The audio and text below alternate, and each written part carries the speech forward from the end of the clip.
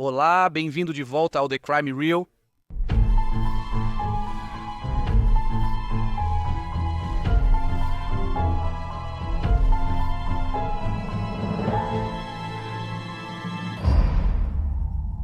Para a narração de crime real desta semana, vamos analisar a vida de Josephine Gray, de Maryland.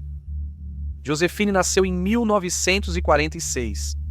Muito pouco se sabe sobre sua infância, mas documentos judiciais mais tarde fariam referência à sua infância difícil, cujos detalhes são desconhecidos. O que sabemos é que, quando jovem adulta, Josephine era conhecida por ser uma pessoa extravagante, que gostava de dirigir carros chamativos e usar roupas de destaque. Mesmo sendo extrovertida e sociável, ela se sentia atraída por homens quietos e gentis e, em 1967, aos 21 anos, casou-se com Norman Stribling. Josephine trabalhou como zeladora nas escolas públicas do condado de Montgomery, uma função que exerceu durante toda a sua vida adulta. Josephine e Norman tiveram 5 filhos, mas o casamento era infeliz. Em algum momento, no início dos anos 1970, Josephine assumiu um emprego extra de meio período limpando escritórios, e foi lá que ela conheceu um homem chamado William Gray. O Sr. Gray era conhecido pelo seu nome do meio, Roberto. Roberto, casado e com 6 filhos no início dos 30 anos, conheceu Josephine.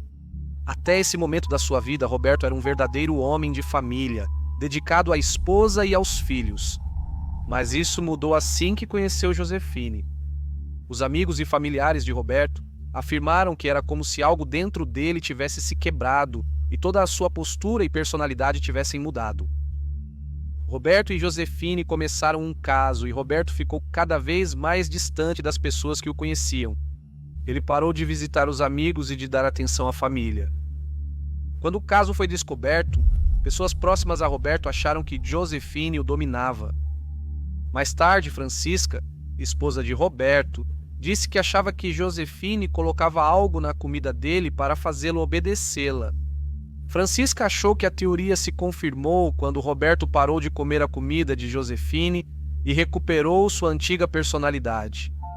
Josephine mantinha pós, raízes e chás escondidos no quarto, e quando Roberto voltava, sua personalidade estranha reaparecia.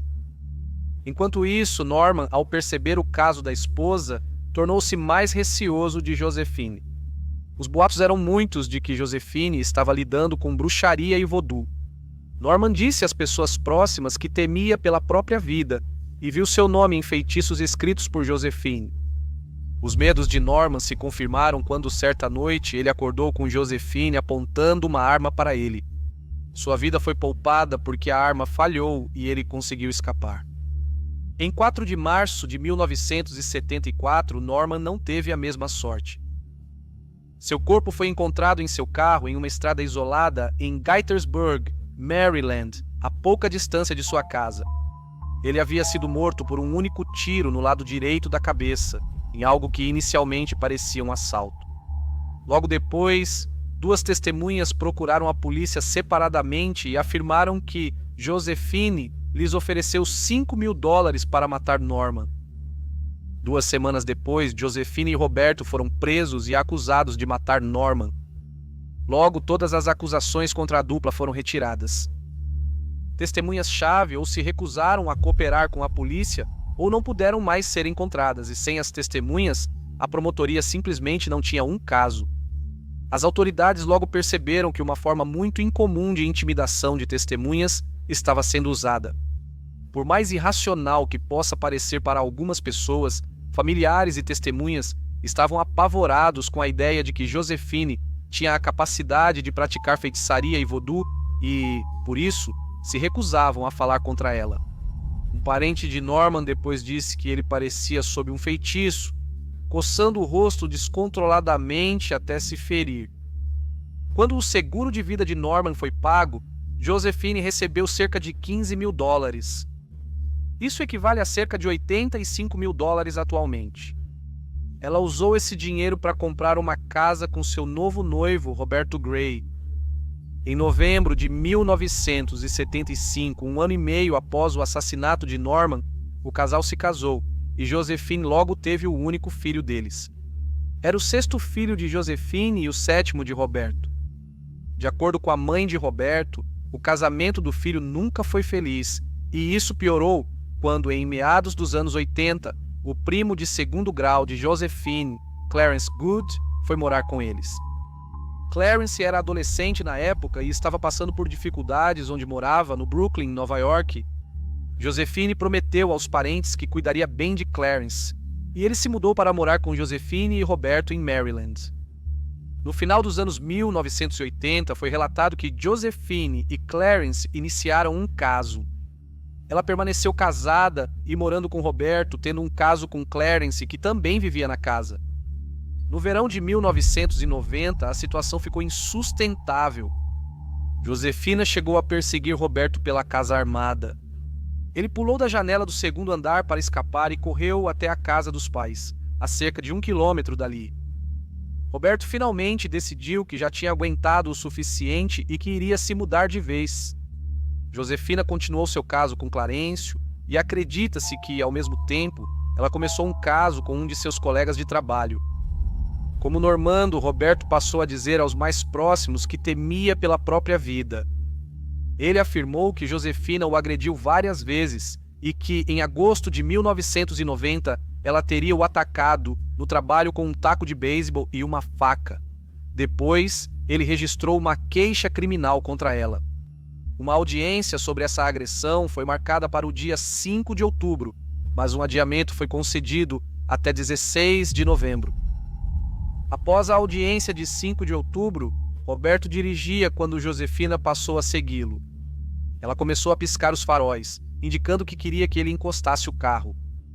Roberto tentou ignorá-la, mas ela emparelhou o carro e Clarencio apontou uma arma para ele. Apavorado com isso, Roberto conseguiu engatar a marcha a ré e escapar. Novamente, o incidente foi relatado à polícia e Roberto passou a mudar o beneficiário de seus seguros de vida para garantir que Josefina não lucrasse com sua morte. Roberto alugou um apartamento em Georgetown e convidou sua família para uma comemoração. Roberto parecia ter voltado a ser o que era, e um de seus filhos comentou que o feitiço se quebrou e finalmente tinham o pai de volta. Menos de uma semana depois, em 9 de novembro de 1990, uma semana antes de Josefina e Clarencio voltarem ao tribunal, Roberto foi assassinado a tiros. Ele terminou o trabalho na escola primária Clopper Mill, onde era gerente de serviços prediais, por volta das 2:30 da tarde. Ele voltou para casa e encontrou alguém esperando em seu apartamento. Dispararam 2 tiros, acertando-o no pescoço e no peito. Seu pai e um amigo da família encontraram seu corpo após se preocuparem com seu bem-estar. Ao lado do corpo estava o cartão de visitas do detetive da polícia de quem ele buscava ajuda. Josephine e Clarence só foram acusados do assassinato de Roberto após 6 meses de investigação. Josephine também foi acusada pela segunda vez do assassinato de Norman. 2 filhos de Josephine e Norman, Brenda, 26, e Bernard, 23, disseram aos investigadores que acreditavam que sua mãe matou seu pai e também planejava matar seu padrasto. Além disso, declarações do irmão de Josephine, Donald Mills, e de sua filha, Regina Gray, implicaram Josephine nos assassinatos. Porém, após os réus serem soltos sob fiança, o caso da promotoria começou a ruir. Ficou claro que a cooperação das testemunhas mudou muito entre o período em que Josephine estava detida e quando foi liberada sob fiança. Donald Mills e Regina Gray retiraram suas declarações incriminatórias. Durante a investigação do assassinato de Roberto, Josephine foi questionada sobre seu envolvimento com bruxaria e vodú. Ela negou o envolvimento em ambos, dizendo ser absurdo. "Eu não pratico vodú e não pratico bruxaria. Só porque compro um amuleto da sorte para jogar na loteria, tomo chá de ervas ou me unjo com azeite de oliva, isso está na Bíblia." Os promotores, porém, discordavam e achavam que o medo dominava toda a investigação. No dia 4 de setembro de 1991, um juiz decidiu que permitiria como prova no julgamento uma conversa telefônica entre Josephine e um médico de voodoo. Essa médica de voodoo, Rosie Sims, procurou a polícia para contar que Josephine havia a procurado para falar sobre matar seu marido. Em seguida, os promotores disseram que Rosie Sims, então em liberdade condicional, não pôde mais ser localizada. Em 1º de outubro de 1991, foi informado que os promotores haviam retirado as acusações contra Josephine pelo assassinato de Robert, mas o julgamento ainda continuaria pelo assassinato de Norman, 17 anos antes. O então procurador assistente do Estado, Thomas Tamm, afirmou que as acusações foram retiradas por razões estratégicas, incluindo a preservação do direito do Estado de apresentá-las novamente em uma data futura. 7 semanas depois, em 19 de novembro de 1991, as acusações contra Josephine pelo assassinato de Norman foram retiradas devido ao sumiço de uma testemunha-chave e à recusa de outras em depor. Foi a segunda vez que as acusações foram retiradas após uma testemunha desaparecer. Apesar das alterações nas apólices de seguro de vida, Josephine ainda recebeu mais de $50 mil após a morte de Robert. Ela usou esse dinheiro para quitar o saldo devedor de sua casa, financiada inicialmente com o seguro de vida do primeiro marido. Sem acusações pendentes, Josephine e Clarence seguiram juntos. Porém, Clarence estava cada vez mais isolado e infeliz. Josephine não deixava que ele tivesse chave de casa, carro ou dinheiro próprios. Em 1996, Josephine ameaçou Clarence com uma faca e ele saiu de casa. Ele passou a ficar com parentes em Baltimore, onde encontrasse uma cama para dormir. Ele começou a ganhar um pouco de independência quando começou a trabalhar para a empresa de carros fortes Loomis, mas cometeu o que acabaria se tornando um erro fatal ao deixar a apólice de seguro, da qual Josephine era a beneficiária, expirar. Sem o pagamento dos prêmios, a apólice permaneceria em vigor por apenas mais 60 dias. Em 21 de junho de 1996, a polícia de Baltimore encontrou Clarence morto no porta-malas do próprio carro. Ele foi baleado com uma pistola 9mm. Antes de ser assassinado, Clarence havia dito à irmã, Verônica, que iria visitar Josefina. Ele também havia falado para algumas pessoas sobre como sentia que sua vida estava em perigo e como tinha ficado com medo de Josefina. Após acharem o corpo de Clarence, revistaram a casa de Josefina e acharam balas de 9mm. Havia uma grande mancha no chão da garagem que testou positivo para sangue e um aspirador de pó comercial que também continha vestígios de sangue. Ainda não havia provas suficientes para acusar Josefina pelo assassinato de Clarence. Josefina recebeu novamente o pagamento do seguro de vida, desta vez cerca de $100 mil. Parece que Josefina escapou do assassinato mais uma vez. Frustrados, os promotores adotaram nova estratégia para levar Josefina à justiça. Ela agora estava namorando um homem chamado André Savoy, que não fazia ideia do que havia acontecido com os outros 3 homens. Mais uma vez nesse relacionamento, Josefina controlava tudo com André, de 48 anos, sendo frequentemente visto pelos vizinhos trancado do lado de fora de sua própria casa, já que Josefina não permitia que ele tivesse seu próprio conjunto de chaves. Quando a polícia o procurou, ele aceitou ajudar. Em 7 de novembro de 2001, um grande júri federal indiciou Josefina por 8 acusações de fraude postal e eletrônica, ao coletar dinheiro das apólices de seguro. A acusação afirmava que ela havia causado intencionalmente a morte de seus ex-parceiros e depois ocultado seu envolvimento nas mortes para poder reivindicar o dinheiro das apólices de seguro de vida das vítimas. Essas apólices seriam cobertas pela chamada regra do assassino de Maryland, que impede qualquer pessoa que mata intencionalmente o segurado de receber os benefícios da apólice. Essas acusações não exigiam que Josefine fosse considerada culpada de assassinato para que fosse condenada. Bastava aos promotores provar que Josephine participou de cada morte. Por ameaçar testemunhas, Josephine ficou presa sem fiança no centro de detenção do condado de Prince George, aguardando julgamento. Nesse período, Josephine ligou para André e o aconselhou a invocar a 5ª emenda e ficar em silêncio, em vez de testemunhar contra ela. O julgamento começou em julho de 2002 e Josephine declarou-se inocente de todas as acusações. A promotoria afirmou que Josephine era uma mestre manipuladora que usava cada amante para matar o anterior.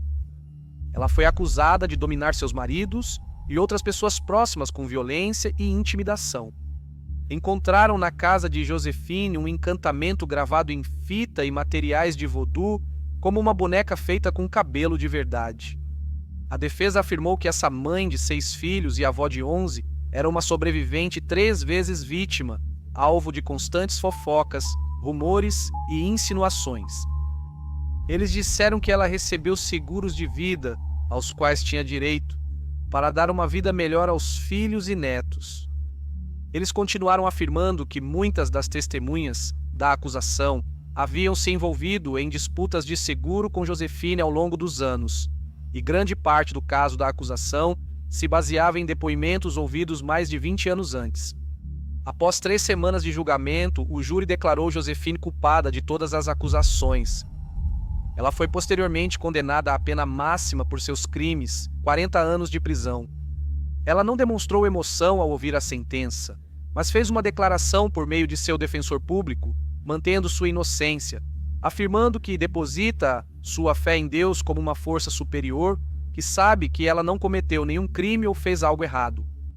Em 2006, ela recorreu da sentença baseada na decisão da Suprema Corte de 2005, que considerou inconstitucional o uso de sentenças obrigatórias. A sentença original foi mantida.